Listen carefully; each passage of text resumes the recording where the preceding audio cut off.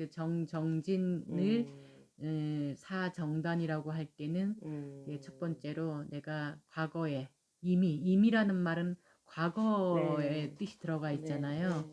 그래서 이미 지은 잘못된 어떤 행위, 업이 있다면 그 업을 다시는 또 짓지 않도록 노력하는 거. 그게 첫 번째고요. 두 번째는 한 번도 뭐를 주지 않는 걸 가진 적도 없고, 또는 깨구리나 뭐 개미, 지렁이, 뭐 무슨 새도 이렇게 죽인 적 없고, 강아지나 고양이를 못 살게 구른 적도 없고, 사람도 괴롭힌 적 없고, 뭐 이렇게 잘못한 게 없어. 한 번도 아직. 그러면 앞으로도 계속 안 하도록. 그렇게 없도록 노력하는 거. 그리고 또 이미, 여기 또 과거형이에요. 이미 내가 발음이라는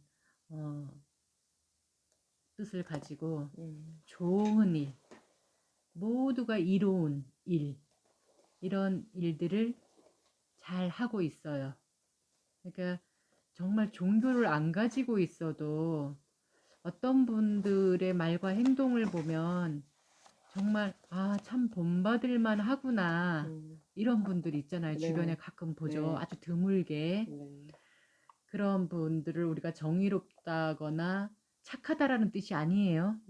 정의롭다라고 표현을 해요. 그런 분들은 성자라고 표현을 해요. 성현 또는 굉장히 지혜로운 이, 이런 식으로 우리가 표현을 하는데, 어쨌든 이미 그렇게 바르고 좋은 행동을, 말과 행동을 하고 있다면 계속 그렇게 하도록 노력하고. 근데 아직 한 번도 그래 본 적이 없어.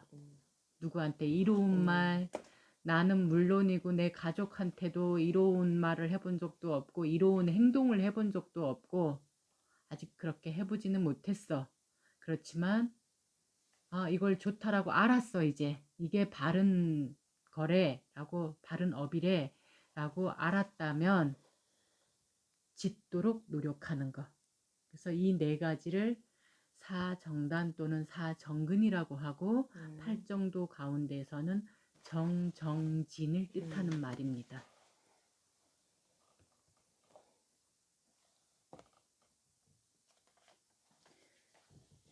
이렇게 한쪽씩 쳐가면서 했어요. 그 상자를 읽어보면 그 되고. 정명에서는 빨리어로는 삼마 아지와다.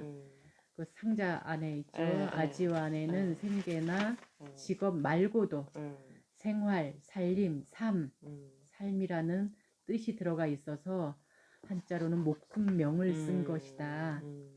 근데 이것을 그냥 바른 직업이나 바른 생계로 풀어버리면 목숨하고는 거리가 조금 멀어지는 말이 된다는 거죠. 그래서 이게 그러다 보니까 우리 한국 불교에서는 바른 직업 또는 바른 생계 이렇게 풀어요. 그래서 그냥 어떤 분들은 당연하게 그렇게 그냥 이해하고 가는데,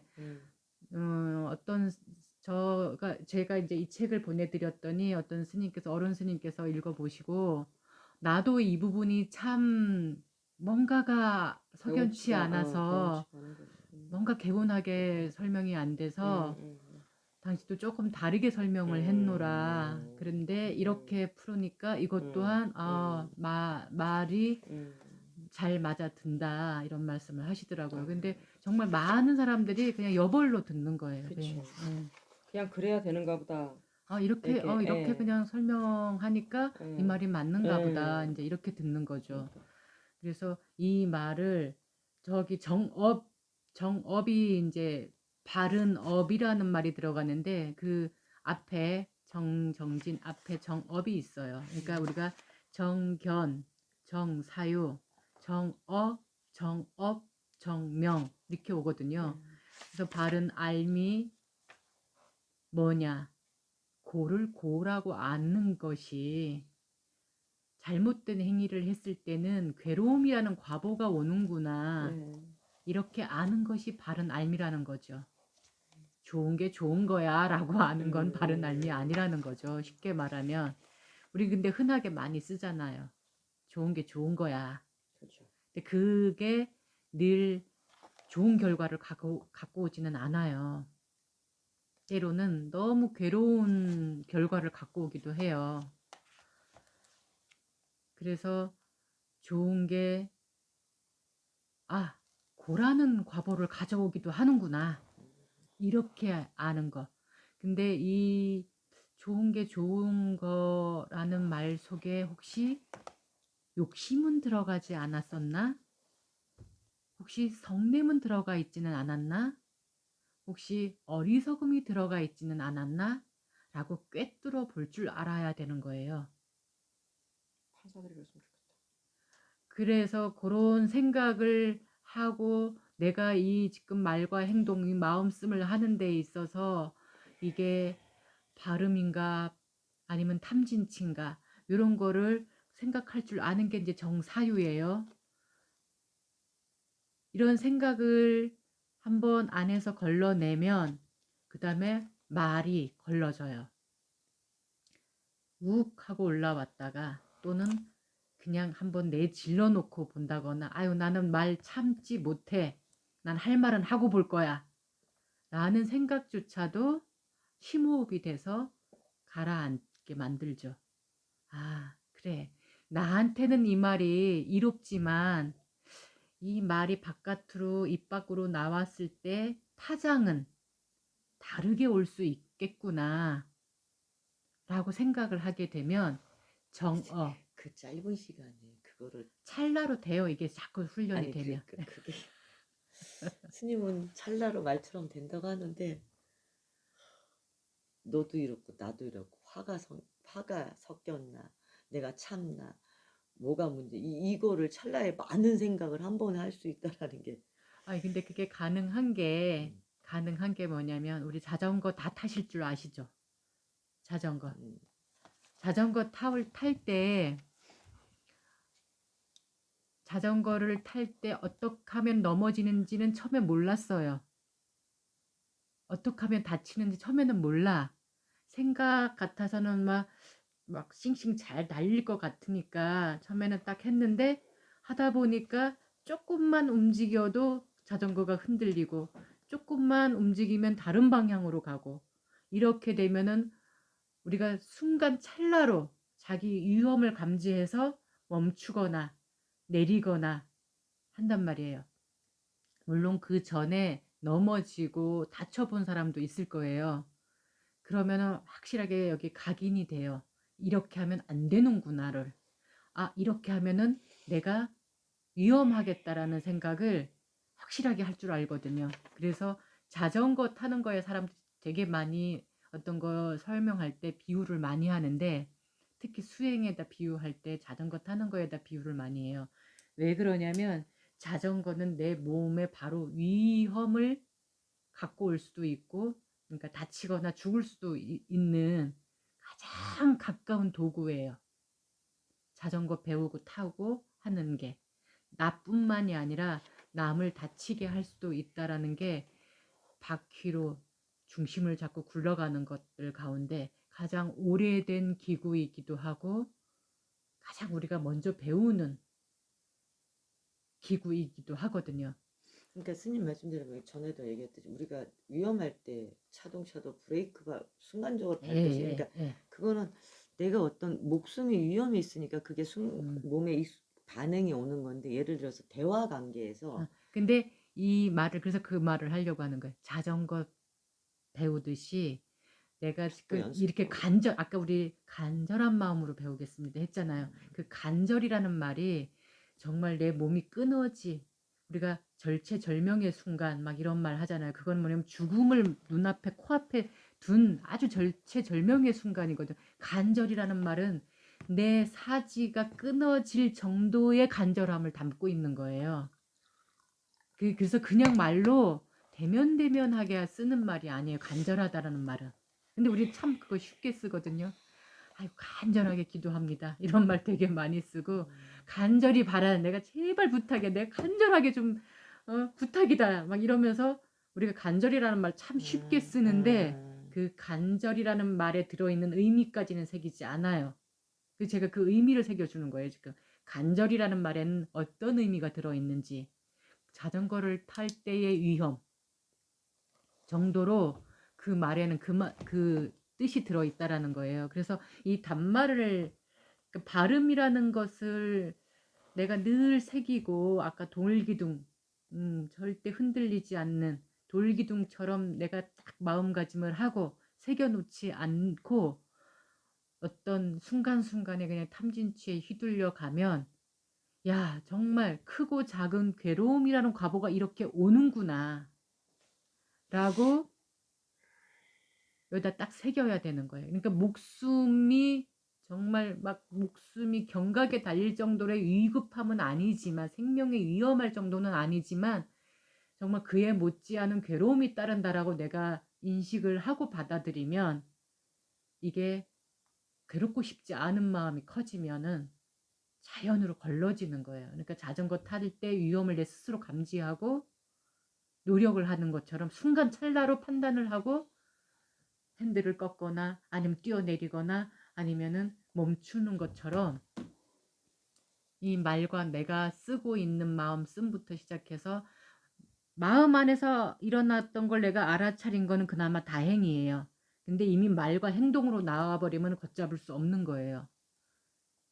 크고 작은 무게의 차이만 있을 뿐이지 이미 그거는 나도 너도 우리가 괴로울 수 있는 상황이 온다라는 거죠. 근데 나는 진짜 괴로울 일을 요만큼도 안 만들고 싶어. 나 죽는 날까지 나 괴롭고 싶지 않아. 내 삶의 목표야 이게. 이렇게 간절하게 받아들이면 그 다음에 내가 말 여기까지 진짜 여기 혀 끝까지 나왔다가도 꿀꺽 삼키게 되는 거예요. 한 번 더 생각하게 되고 쉽게 안 내뱉어져요. 물론 100% 장담해서 나는 정말 100% 완벽하게 할 수 있어. 저도 그렇게는 못해요. 그래서 질문을 예. 그 다음 질문을 해보라서 스님도 혹시 아유 그렇게 안 돼요. 예. 다만 계속 노력할 뿐. 아까 사정단 하듯이 계속 노력할 뿐인 거예요. 예. 이게 뭐 그러면 뭐 저기게요. 제가 붓다게요 이미. 아직은 그 경지가 아니기 때문에 노력을 해요. 근데 부다도 실수하지 않았을까요? 부처님께서도 붓다가 되기 전에 만약에 그렇지 않은 붓다라는 이름을 못 쓰죠. 근데 이미 그렇게 하셨기 때문에 붓다라는 이름을, 칭호를 공양받아 마땅한 분이 된 거죠. 이분은 존경받아 마땅한 분. 우리 아까 나모 따싸 바가와또 한 게 그 뜻이거든요. 네. 공양받아 마땅한 분, 존경받아 마땅한 분이라는 말을 하고 있는 거예요. 그게 됐기 때문에. 근데 100%까지는 아니더라도 예전에는 진짜 열이면 10번 다 그냥 지르고 보고 그냥 주먹이 먼저 나가고 보고 막 했는데 이제는 9번으로 줄었다.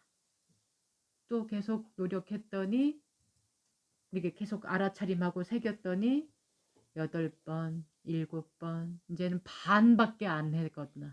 아이고 이제 열에 한 번 정도. 근데 나중에 이게 점점 횟수가 줄어들잖아요. 그럼 어떤 효과가 오냐면 그 한 번이 너무 불편해.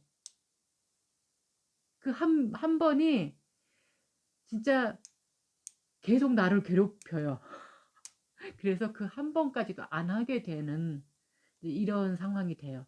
처음에는 10번 했다가 9번, 8번까지는 그게 어디야. 이제 스스로 자기를 막 위로하고 자기를 대견하게 생각해요. 아이고 내가 예전엔 10번 다 했는데 이제는 줄었다니까? 라고 자신있게 말을 해요. 근데 그 주는 숫자가 점점 많아지잖아요. 그러면 나중에 그 한두 번이 더 괴로운 거예요. 그래서 이제는 안 하는 게 더 편한 상태가 되는 거죠. 그러니까 너무 나중에는 지혜가 저절로 일을 한다고 얘기를 해요. 많은 그 경험자들, 많은 잘 다스리는 수행자들 얘기를 들어보면 나중에는 지혜가 저절로 알아서 일을 한다고 얘기를 하거든요. 근데 아직은 우리가 지혜가 앞장서서 일을 안 하고 노력을 해야 되는 상황이니까, 일부러 노력을 해야 되는 상황이니까 지금은 이게 좀 거리가 멀게 생각이 될 거예요. 멈춘 상태가 될 것 같아.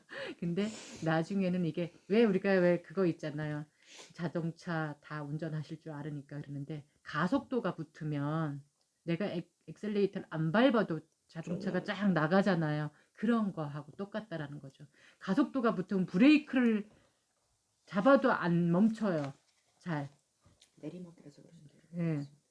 내리막길에서도 음. 그렇지만 완만한 길, 이렇게 음. 진짜 막 오르막 일부러 가지 않는 이상은 그렇다는 거죠. 그러니까 자동차 자전거 타는 것도 마찬가지고 처음에 막 페달을 막 밟고 막 굴렸는데 어느 정도 이게 가속도가 붙으면 페달을 안 굴르고도 한참 가잖아요. 그런 식으로 내가 지혜가 이제 막 생겨나면 내가 노력을 일부러 막 하지 않아도 지혜가 알아서 판단한다는 거죠. 그렇게 될 때까지 우리가 이제 바른 노력이 필요한 단계고 아직은 그 얘기를 하고 있는 거예요. 그래서 요새 제가 이제 한 며칠에 한 번씩 계속 지속해서 상담을 해주고 계시는 분이 있는데 이제 그분 같은 경우가 그래요. 너무 미운 거야 어떤 대상이. 근데 부모님이 살아 계시고 막 아파서 목소리 한 번만 듣고 싶다 할 때도 한 번도 안 나타나고 한 번도 와서 살피지 않았던 사람인데 돌아가셨다고 온 거예요. 그래 돌아가셨으니까 그래도 가족이니까 왔겠지. 거기까지는 봐줬어. 근데 그래도 미운 마음이 있는 거예요. 그렇게 돌아가시기 전에 목소리 한 번만 들려달라고 그렇게 그랬는데 한번 보고 싶다고 했는데 그거 한번 소원 안 들어주고 무슨 염치로 왔느냐. 이제 이 마음이 계속 남아 있었던 거예요. 못 버리고. 이게 긍정의 마음으로 그래 그래도 염치는 있는지 가신 뒤에라도 그래도 와줬네. 이렇게 돌려야 되는데 그냥 사로잡혀 버려 있는 거죠. 저게 뭔 염치로 찾아왔어? 그래도 어떻게 이제 그날은 참았어. 그래 지도 염치가 있으니까 장례식 날은 왔구나. 그래 그것까지는 내가 용서해 줄게. 이렇게 했어. 3호째 날 또 온 거예요. 이게 이제 폭발이 된 거야. 참지를 못하고. 그래서 가서 한 사람은 때리고 뺨을 2대를 때리고 또 몇 명은 가서 형제가 이제 여럿이니까 또 몇 명 형제는 가갖고 가서 막 거친 말을 그냥 마구마구 해버린 거예요. 그 당시에는 속이 후련했겠죠. 내 탐진치가 저 한 대 때리고 나야지 내 직성이 풀리겠다 하고 가서 때렸으니까. 또는 욕이라도 한 바가지 해버려야지만 내 직성이 풀리겠다 싶으니까 했어. 그때 당시에는 속이 후련했다고 생각을 한 거예요. 하고 싶은 대로 했으니까. 한참 뒤에 경찰서에서 고발장이 날라온 거예요. 출두하라고. 고소. 예, 고소를 한 거예요. 반성의 여지가 1도 없는 거지 어떻게 보면. 근데 우리는 상대방의 행동만 갖고 지금 계속 얘기를 하잖아요. 내가 한 행동은 생각 안 해요. 아무리 화가 나도 아무리 성질이 나도 그 상태는 탐진치. 내가 아닌 걸로 알아차림을 해야 되는데 내가 수행자가 아니다 보니까 내가 아니라고 안 받아들이고 그걸 나라고 받아들인 거죠. 그 썩내고 하는 순간을 나라고 착각하고는 행동을 한 거예요. 그러면 반드시 뭐라 그랬어요? 아까 여기 앞에서 얘기했을 때 대가가 오죠. 잘못된 지나친 행위를 했을 때는 뭐가 온다고요? 대가가 오죠, 대가가. 고라는 과보가 온다고 그랬잖아요. 음. 자 이제 경찰서에서 출두 명령을 받으니까 불안하고 두렵고 벌금은 또 얼마 나올까 이것부터 또 막 걱정을 하는 거예요. 그러니까 우리가 잘못이 없어도 경찰서, 병원 뭐 이런 데 가려고 그러면 왠지 막 법원 이런 데 가려고 그러면 두근두근 하는데 이건 지금 고소자가 있고 이 결과가 분명히 최소한 합의를 자기가 이거 고소 고발을 취하하지 않으면 분명히 어떤 결과가 따를 거라는 거, 물질의 해로 손해가 보는 일이 따라올 거라는 걸 알고 있는 거잖아요. 그러니까 뭐예요? 2차 괴로움이 이제 더 커져가지고 오는 거예요. 이게 우리 꼭두각시들의 윤회예요. 고가 계속 돌고 있는 그래서 고로 아는 거. 이 잘못된 행위가 어떠한 식으로라든 불편함과 괴로움으로 과보가 온다라는 것을 아는 거. 이게 바른 알미라는 거예요. 스님 말씀 듣는 미래에 나한테 닥칠 일 같은 느낌이지. 뭔 소리야? 뭔 소리예요? 뭔 소리야? 아니 고소까지는 아니어도 어. 장례식장 그게 그러니까 지금 미리 지금 제가 알려드리잖아요. 공부한다 생각. 겪을 일이라고 생각해. 또 기막아야지. 예쁘게 기막아야지. 그러니까 이렇게 되니까 이런 결과들이 나와 나의 뜻과 상관없이 이거는 아까 사람과 사람 세상에서는 있을 수 있는 일들이거든요, 이게. 그래서 항상 나를 먼저 알아차림해야 되는, 내가 지금 욕심에 끌려가서 이 말과 행동을 하는 거는 아닌지, 욕심과 성냄에 끌려가서 이 말을 하고 있는 건 아닌지, 이런 거를 늘 알아차림 깨어 있어야지만 그거를 괴로움의 결과를 덜 받는다라는 거.